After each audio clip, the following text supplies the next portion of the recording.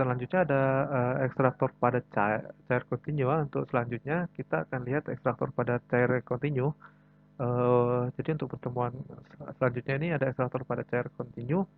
Kalau untuk digunakan untuk bahan ekstraksi yang tersedia dalam kuantitas besar, misalnya biji-bijian, minyak dan tumbuhan-tumbuhan. Jadi biasanya kalau kontinu ini untuk apa ya, kapasitasnya besar karena dia apa namanya, dia dibutuhkan secara cepat gitu ya.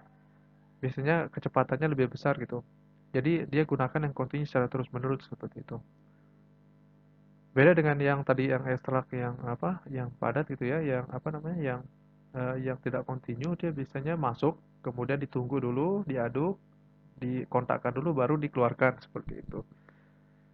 Nah itu kalau yang ekstraksi yang seperti itu ya, yang batch itu biasanya untuk kapasitas kecil gitu, tidak terlalu besar. Kalau ini kan terus menerus jadi kapasitasnya besar gitu.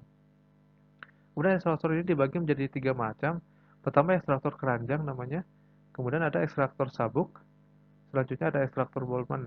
Nanti kita lihat ya seperti apa apa namanya bentuknya, kemudian prinsip kerjanya. Walaupun nanti bisa di searching-searching juga di internet, bagaimana di ini ya, di YouTube banyak. Ini untuk ekstraksi apa namanya, yang kontinu dulu ya. Ini contohnya yang kontinu. Pertama, jadi seperti kita lihat seperti ini ya, agak rumit. Jadi kalau kita lihat di sini, jadi apa namanya, penambahan pelarut. Jadi di sini ada satu, dua, tiga, ada lima tangki ekstraksi atau reaktor ekstraksi. Nanti pelarutnya akan terus masuk. Jadi dia akan saling berkesinambungan seperti itu ya. Nanti bisa di apa namanya, bisa dilihat sendiri gitu ya. Saya harus menunjuk-nunjuk agak bingung saya. Eh, Nah, seperti ini dia terus menerus. Kemudian nanti setiap tangki ini dia akan mengoper pelarutnya ke apa namanya, tangki sebelumnya sebelumnya, sehingga nanti tangki yang pertama yang paling kiri ini nanti keluar apa namanya, raffinate-nya gitu ya, atau campuran pelarut dan larutannya seperti itu. Kemudian ada ekstraktor, ini ekstraktor keranjang. Pertama, cara kerjanya adalah bahan ekstraksi terus-menerus dimasukkan ke dalam sel-sel yang berbeda sektor dari sebuah rotari yang berputar lambat mengelilingi poros vertikal. Bagian bawah sel ditutup oleh sebuah plat ayak. Selama satu putaran, bahan padat dibasahi dari arah berlawanan oleh pelarut atau larutan ekstrak yang konsentrasinya meningkat. Kemudian pelarut atau larutan dari sel ke sel dan disiramkan ke atas bahan padat. Akhirnya bahan-bahan dikeluarkan dan keseluruhan proses ini berlangsung secara otomatis. Mari kita lihat ya, kalau kita baca seperti ini kita bingung juga. Ini bentuk secara tiga dimensinya, tapi agak ini ya, ini apa, nggak jelas juga. Cara dari atas itu kita lihat di sini ada apa namanya, bentuknya ada silinder gitu.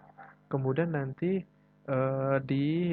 apa namanya, di tangki ini ada apa namanya, ada skat-skat gitu ya. Nanti di sini ada skat-skat tempat bahan ekstrak yang akan bahan ekstraksinya di sini ditaruh. Kemudian nanti pelarutnya akan diinjeksikan dan injeksikan ke bagian ke bagian ininya ya, keranjang-keranjangnya gitu, pengumpanan bahan ekstraksinya. Kemudian terus akan berputar, nanti diputar, kemudian dikontakkan ya, diputar terus, kemudian nanti raffinate-nya akan ini. Coba kita lihat ada di ininya jelas. Jadi eh, eh, bentuknya adalah silinder sebenarnya. Kemudian eh,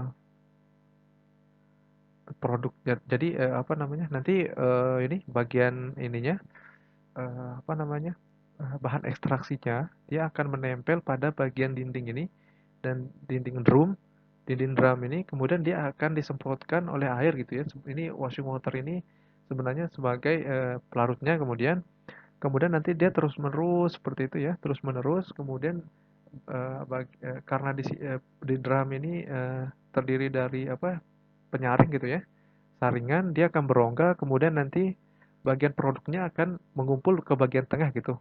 Dia akan mengumpul ke bagian tengah dan dia akan turun ke bawah gitu ya. Dia akan bawah. Sedangkan nanti cake-nya atau bahan apa namanya, untuk apa namanya, sisanya gitu, sisa untuk ekstraksi atau cake-nya itu nanti akan dikeruk ya oleh knife ini, atau oleh pisau ini gitu. Ini menjadikan solid product seperti itu. Kemudian ada namanya ekstraktor sabuk. Cara kerjanya antara lain bahan ekstraksi diumpankan secara kontinu di atas sabuk ayak yang melingkar sepanjang sabuk bahan dibasahi oleh pelarut atau larutan ekstrak dengan konsentrasi yang meningkat dan arah aliran berlawanan. Setelah itu bahan dikeluarkan dari ekstraktor. Seperti ini. Jadi mirip menggunakan belt conveyor ya.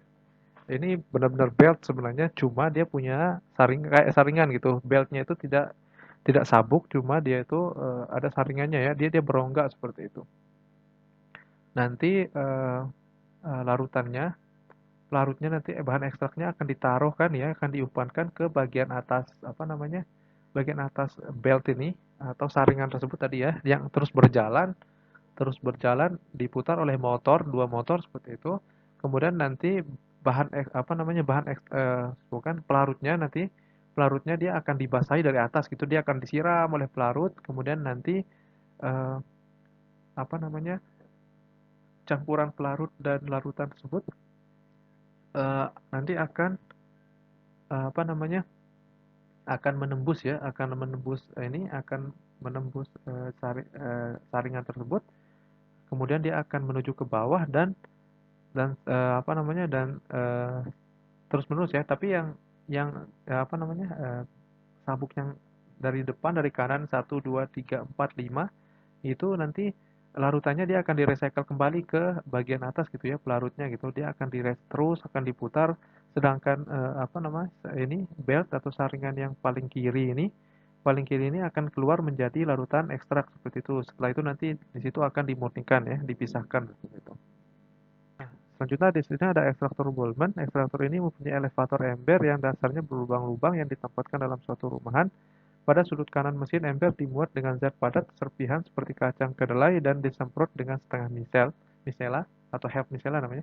Kemudian setengah misela adalah pelarut antara yang mengandung sebagian minyak hasil ekstraksi dan partikel zat padatnya. Kapasitas unit biasanya antara 50 sampai 500 ton kacang per hari 24 jam. Besar ya. Karena ini juga salah satu ekstraktor kontinu seperti itu. Mari kita lihat seperti apa. Nah, ini dia. Dia itu kalau di apa, alat pengangkut ya, ini mirip dengan namanya paket elevator seperti itu. Karena dia seperti elevator ke atas seperti itu.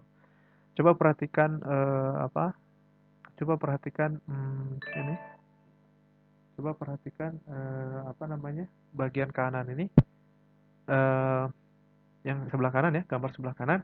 Nah, di sini ada apa namanya, ada bucket-bucket ya, ada bucket-bucket yang bergerak dari bawah ke atas.